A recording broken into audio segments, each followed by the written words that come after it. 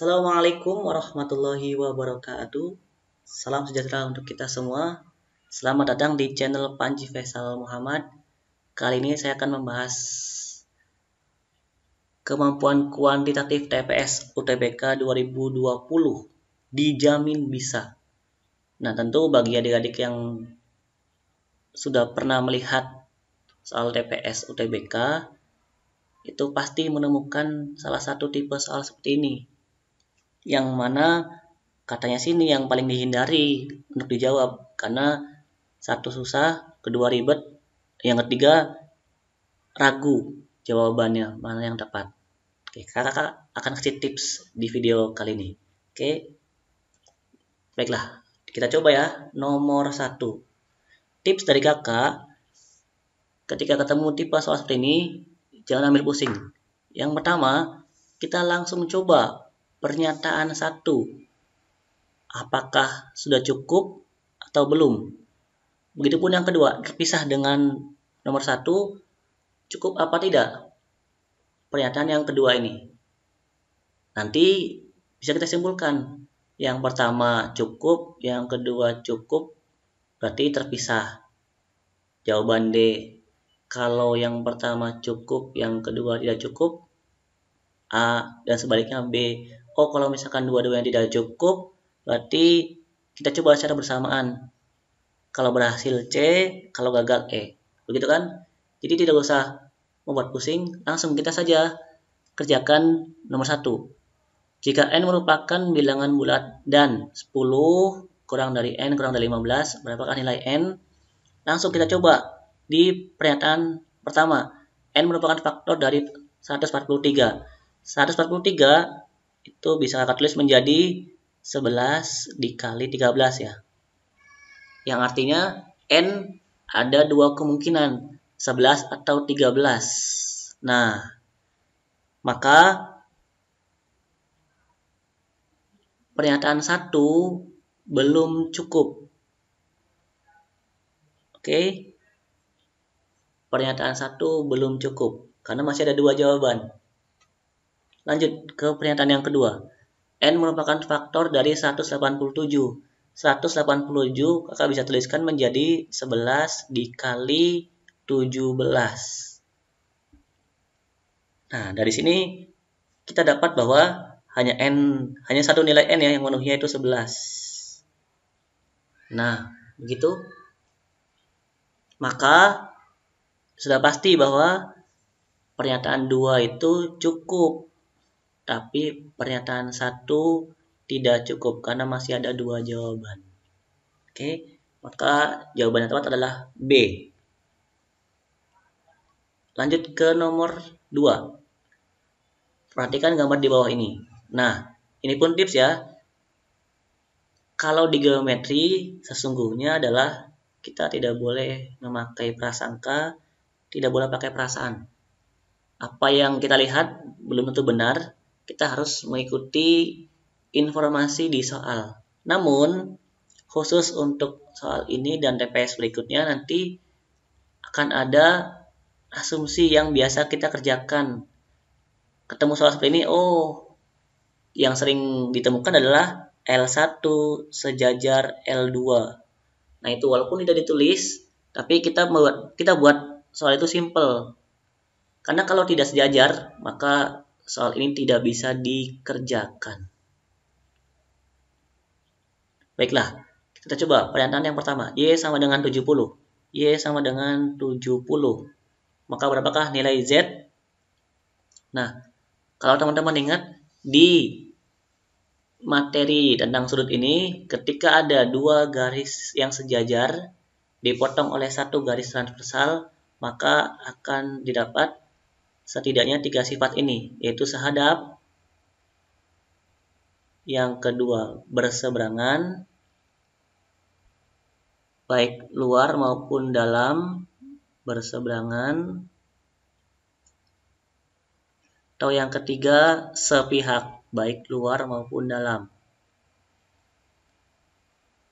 Nah, hubungan antara Y dan Z ini ada dari ketiga itu, yakni sepihak.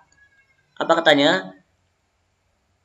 Y ditambah Z sama dengan 180. Maka Y kita ganti 70 tambah Z sama dengan 180. Z sama dengan 110 derajat ya. Nah, lihat bahwa pernyataan 1 sudah mendapatkan jawaban. Tapi jangan dulu selesai. Kita cek pernyataan yang kedua, X sama dengan Y. Nah, X sama dengan Y masih dalam bentuk variabel. Belum ada angkanya berapa. Kan? Maka jelas nomor 2 tidak bisa kita gunakan. Tidak perlu juga karena 1 saja sudah cukup. Ya kan? Jadi jawaban yang tepat adalah A. Lanjut ke soal nomor 3. Diketahui X, Y, dan Z adalah bilangan prima yang memenuhi persamaan 2X tambah 2Y ditambah 3Z sama dengan 2A. Berapakah nilai A? Baiklah. Ingat, langsung saja kita coba ke pernyataan yang pertama. Oke, pernyataan yang pertama, kakak tulis soalnya menjadi seperti ini dulu. Ingat bahwa kita bisa manipulasi aljabar ya. 2X tambah 2Y, kakak tulis seperti ini. Oke.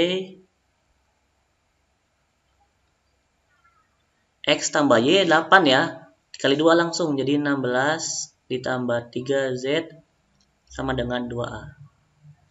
Lihat bahwa mentok sampai sini masih ada 2 variabel yang belum diketahui. Otomatis A, baik A maupun Z tidak akan ketemu.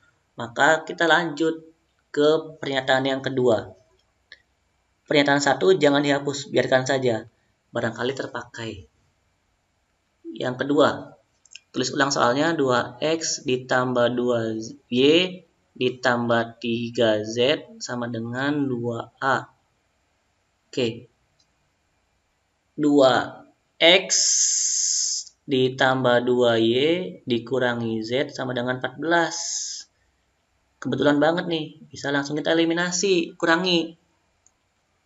X-nya habis, Y-nya habis. 3Z dikurangi min Z, 4Z, 2A dikurangi 14. Lihat, ternyata masih buntu juga ini. Nah, kalau buntu berarti jelas. Jawaban A gagal, jawaban B gagal. Nah, tinggal apalagi jawaban D ya, gagal ini. Nah, tinggal opsi yang tersisa adalah C dan E. Maka coba kita gunakan mereka bersama-sama. Jelas bahwa, ingat kita pakai teori eliminasi seperti itu sih ya. Sudah jelas bahwa ada 2 variabel dan 2 persamaan. Pasti ketemu. Nah, sebenarnya kalau kita sudah yakin pasti ketemu, tidak perlu sampai selesai. Tidak perlu diselesaikan sampai ketemu A-nya berapa. Langsung boleh kita jawab C. Begitu, adik-adik. Tapi kalau penasaran boleh. Ya, kalau penasaran nih, kakak tulis yang ini 2A dikurangi 4Z sama dengan 14 ya. Yang sebelah sana, kakak substitusi aja boleh. 2A-nya menjadi 3Z ditambah 16 dikurangi 4Z sama dengan 14. Oke, berarti 3Z dikurangi 4Z min Z sama dengan min 2 ya. Z-nya 2. Z-nya 2, maka A-nya ketemu. Oke, berarti A-nya adalah 16 ditambah 3 kali 2, 6.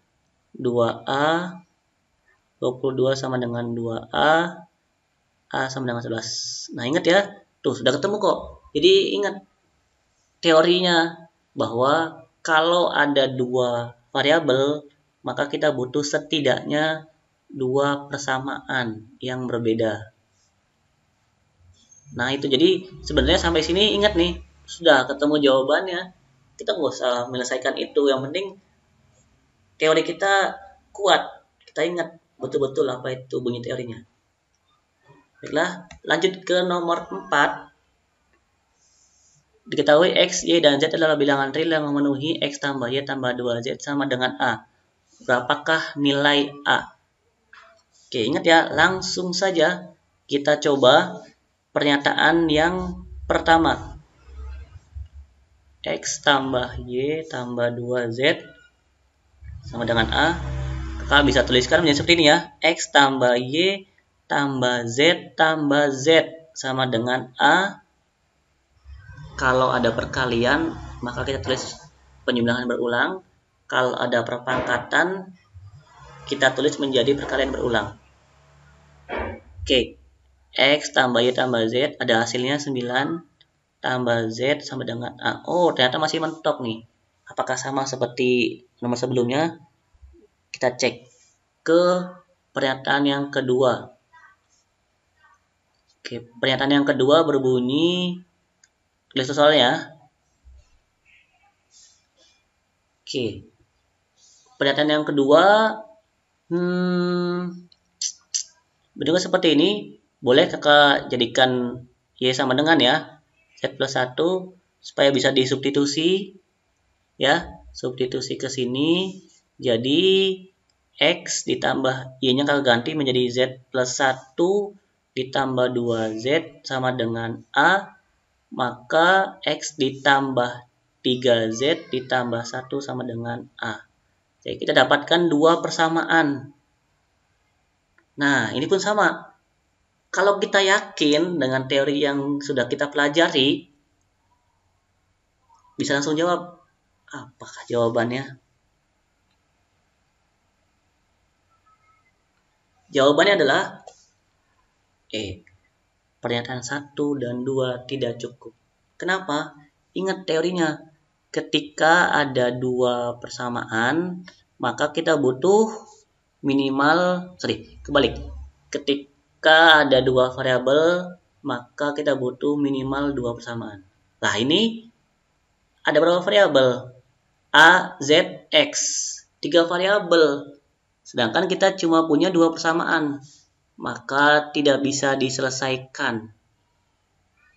Begitu teman-teman.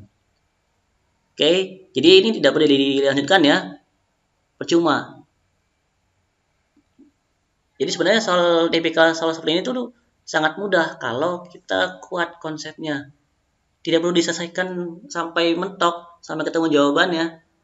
Asalkan sesuai teori, berarti bisa dijawab. Tidak sesuai teori, salah. Tidak bisa dijawab. Selesai. Begitu saja. Oke, next ya. Nomor 5. Ini juga nih yang lumayan susah karena berkaitan dengan geometri. Baiklah, kita coba langsung ya. Ingat, AE 9, DC 20, ED dan BC sejajar, oke. BE sama dengan ED, maka kakak boleh tuliskan ini X. Ini X ya. Oke, ada lambang siku-siku, berarti teorema Pythagoras berlaku di sini. AD akar X kuadrat dikurangi 9. Nah, karena sejajar, maka berlaku sifat kesebangunan, dua buah segitiga. Ya, segitiga apa saja? Segitiga AED sebangun. Ya, sebangun dengan segitiga ABC. Oke, maka kita peroleh perbandingannya adalah bagaimana nih? Kakak tulis semua ya. ED per BC sama dengan AE per AB sama dengan AD per AC. Oke. Tipsnya adalah kalau ketemu 3 bentuk seperti ini, ingat yang kita butuhkan cuma satu pasang. Ya, satu pasang itu terdiri dari 2 ya, kiri dan kanan. Nah, yang kita pilih mana? Ingat, yang kita pilih itu satu yang memuat variabel, satu yang memuat angka semua, atau boleh variabel lagi tapi masih variabel yang sama. Nah, kita bisa pilih yang ini langsung. AE per AB, lihat AE itu 9. AE itu 9, AB-nya X tambah 9 sama dengan AD-nya itu akar X kuadrat dikurangi 9 per AC-nya akar X kuadrat dikurangi 9 tambah 20 ya. Nah, sampai sini apakah ingin dilanjutkan? Sebenarnya sampai sini sudah pasti jawabannya ada. Kenapa? Karena sudah jelas dia satu variabel, satu persamaan. Walaupun ada akar, ada pangkat, it's okay. Kan kita sudah belajar polinom. Ya. Apa katanya? Di polinom akan memiliki penyelesaian maksimal sama dengan derajatnya. Derajat 2 maksimal punya 2 selesaian, derajat 5 maksimal punya 5 selesaian. Nah itu. Jadi sebenarnya sampai sini sudah selesai. Tidak perlu dikerjakan lebih lanjut. Seperti itu ya. Nah, lanjut ke pernyataan yang kedua. BE-nya 15. Oke, BE-nya 15. BE 15, otomatis ED pun 15, DC tetap 20. Oke. Karena yang diketahui cuman seperti ini, maka kita butuh tambahan variabel ya. Oke. Boleh kakak misalin variabel di sini itu Y. Nah, ingat, dalam pemilihan variabel teorinya adalah kita buat variabel itu sesedikit mungkin. Maka yang AD jangan pakai variabel baru. Jangan pakai Z atau huruf yang lain. Karena AD itu kita bisa dapat dengan cara Pitagoras. Akar 15 kuadrat dikurangi Y kuadrat. Nah, begitu. Sampai sini, lihat, tengok sebelah kiri. Oh, ternyata sama. Yakin sama kan? Nah, kalau sama, sebenarnya sampai sini pun selesai. Sudah tidak perlu dilanjutkan. Jadi tugas kita cuma mengecek apakah mendapatkan bentuk yang bisa diselesaikan pakai teori doang. Teori ini dalam hal ini ya, teorinya persamaan, satu variabel, satu persamaan, berarti bisa diselesaikan. Jadikan polinom, difaktorkan selesai, atau bagaimana. Jadi sampai sini sudah bisa dijawab. Pernyataan satu saja cukup. Pernyataan dua saja cukup. Tidak perlu bersama-sama. Nah, kalau penasaran, boleh. Ini masih kita pakai ya. Ini masih kita pakai. Masih kita pakai nih. Berarti AE. AE-nya Y per AB-nya 15 tambah Y sama dengan AD. AD-nya akar 15 kuadrat dikurangi Y kuadrat per AC. AC berarti akar 15 kuadrat dikurangi Y plus 20. Nah, ini tips, trik dari kakak. Kalau ada bentuk seperti ini, kita balik. Kita balik. Yang di bawah jadi di atas, yang di atas jadi di bawah. Untuk apa tujuannya? Kita lihat ya nanti nih setelah ini. Per akar.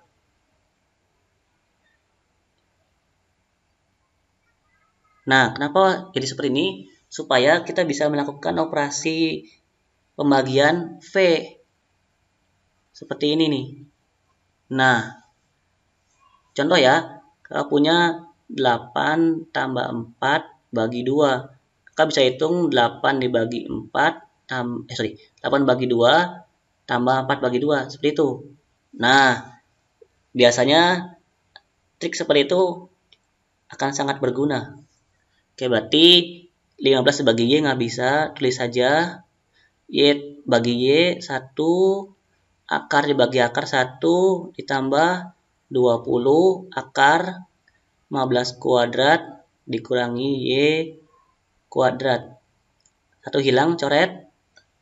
Misalkan seperti ini.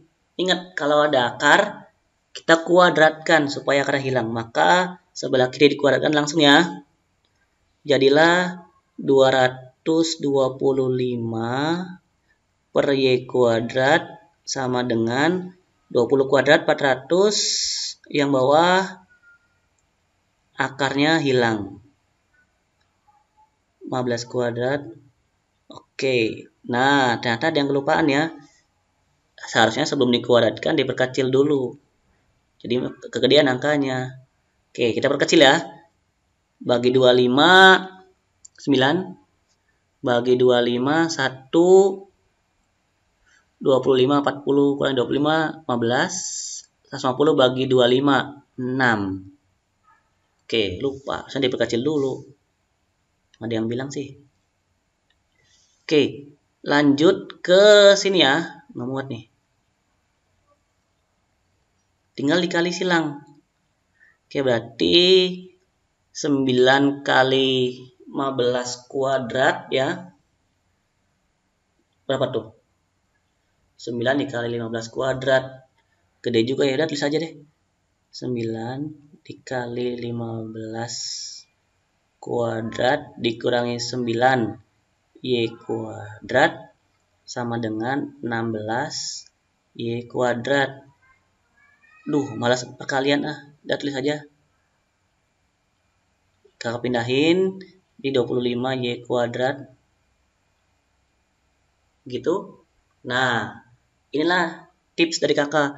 Kakak nggak mau mengalihkan ini. Kenapa? Biasanya, lihat nih bentuknya. Biasanya nanti seperti ini. 9 kakak tulis jadi 3 pangkat 2. 15 pangkat 2. 25 ganti jadi 5 pangkat 2. Nah, lihat. Tinggal diakarin. Ya kan? Kuadratnya hilang. Jadi 3 dikali 15 per 5. Selesai. Ketemu Y-nya. Ini 3. Y-nya 9. Oke. Y-nya 9, maka pasti BC-nya ketemu. Nah, ingat ya. Sebenarnya sih yakinlah bahwa tidak perlu diselesaikan sampai sini. Cuman karena ini pembahasan, bolehlah sambil mengingatkan materi ya dan konsep. Yang merah silakan dicoba sendiri. Pasti ketemu kok. Kalau nggak ketemu ya pakai kalkulator. Tapi kalkulator yang canggih ya. Lanjut ke nomor yang ke-6. Ingat ya, langsung saja. AB sama dengan 3. Karena ini sama panjang, maka kakak boleh jadi X sama X. Oke, setelah ini apa yang bisa kita lakukan? Oh, BD. BD mengikuti teorema Pythagoras jadi akar berapa nih? Akar X kuadrat dikurangi 9. AC kita dapatkan ya. AC berarti AC kuadrat sama dengan AB kuadrat ditambah BC kuadrat. AB itu 9, BC kuadrat. Tulis dulu deh. BC itu kan X ditambah akar X kuadrat dikurangi 9. Wow. Oke, nah ketika mentok sampai sini, biarkan dulu. Ya, biarkan dulu. Lihat bahwa, oh, ini udah nggak bisa diapa-apain. Sudah tidak ada lagi yang bisa kita pakai ke bangunan. Nggak bisa ya. Ya, nah, sebenarnya nggak bisa. Kenapa? Karena tidak ada dua sudut yang sama dan tidak ada dua sisi yang memiliki perbandingan yang sama. Oke, jadi tidak bisa pakai ke sebangunan. Lalu pakai apa lagi nih kalau begitu? Kalau tidak ada lagi, Maka kita pindah langsung ke pernyataan yang kedua. Oke, kita coba pernyataan yang kedua, AC-nya 7. AC doang 7 nih. Oke, berarti bolehlah di sini Y, di sini Y. Nah, ingat ya kenapa Kak variabelnya berbeda X sama Y? Karena kita menganggap pernyataan 1 dan 2 beda. Maka beda segitiga dianggapnya. Beda ukuran. Maka variabel pun berbeda. Oke, berarti cuma sampai seperti ini ya. Tidak bisa dong. Apalagi nih, kalau mau pakai Pitagoras berarti ada yang perlu dimisalin. Misalin ini deh, AB-nya jadi P. Maka BD-nya menjadi apa ini? BD-nya menjadi akar Y kuadrat dikurangi P kuadrat ya. Oke. Oh, coba lagi deh pakai Pitagoras kayak tadi. AC kuadrat. AC kuadrat barangkali ketemu nih ya. Coba dulu AC kuadrat sama dengan AB kuadrat ditambah BC kuadrat. AC-nya itu 49 ya. Lalu AB-nya P kuadrat ditambah BC-nya Y ditambah akar Y kuadrat dikurangi P kuadrat dan dikuadratkan lagi. Nah, lihat tidak menghasilkan apa-apa ternyata di pernyataan yang kedua. Lalu bagaimana kalau kita satukan mereka berdua itu? Oke, kita coba ya. Oke, kita coba. Oke, kita gambar ulang. Set. Oke, kurang lebih gambarnya seperti ini. Ini sama panjang A, B, D, C, AB-nya 3, AC-nya 7. Oke, ini kakak jadikan K aja deh supaya beda sama dua gambar tadi. Ini K juga. Oke, berarti di sini BD akar K kuadrat dikurangi 9 ya. Oke. Lanjut kan berarti coba pakai Pitagoras lagi ini. Langsung aja ya. AC kuadrat berarti 49 sama dengan AB kuadrat 9 ditambah BC. BC itu gini ya, K ditambah akar K kuadrat dikurangi 9 dikuadratkan. Oke, dikurangi jadi 40. Kita kuadratkan nih, K kuadrat ditambah K kuadrat dikurangi 9, akar hilang, tambah 2K akar. K kuadrat dikurangi 9. Nah, lihat sampai sini. Ingat tadi teori yang sebelumnya bilang bahwa ketika ketemu satu variabel yang sudah sama semua, satu bersamaan, sudah cukup untuk menjawab. Berarti jawabannya adalah C. Dua pernyataan bersama-sama cukup untuk menjawab. Tapi kalau satu saja tidak cukup. Nah ini, kalau penasaran boleh dilanjutkan sendiri ya. Karena sebenarnya tipe soal seperti ini itu tidak mewajibkan kita lanjut sampai ketemu. Biasanya nanti malah memusingkan sendiri. Tipe soal seperti ini adalah untuk menguji teori kita, konsep kita. Apakah yakin bahwa bentuknya ribet seperti ini? Emang ketemu ya ini K-nya? Ketemu kok. Pasti ketemu, tenang saja. Gitu loh. Barangkali mau coba-coba, oh K-nya kayaknya 3 atau berapa gitu. Ya silakan saja.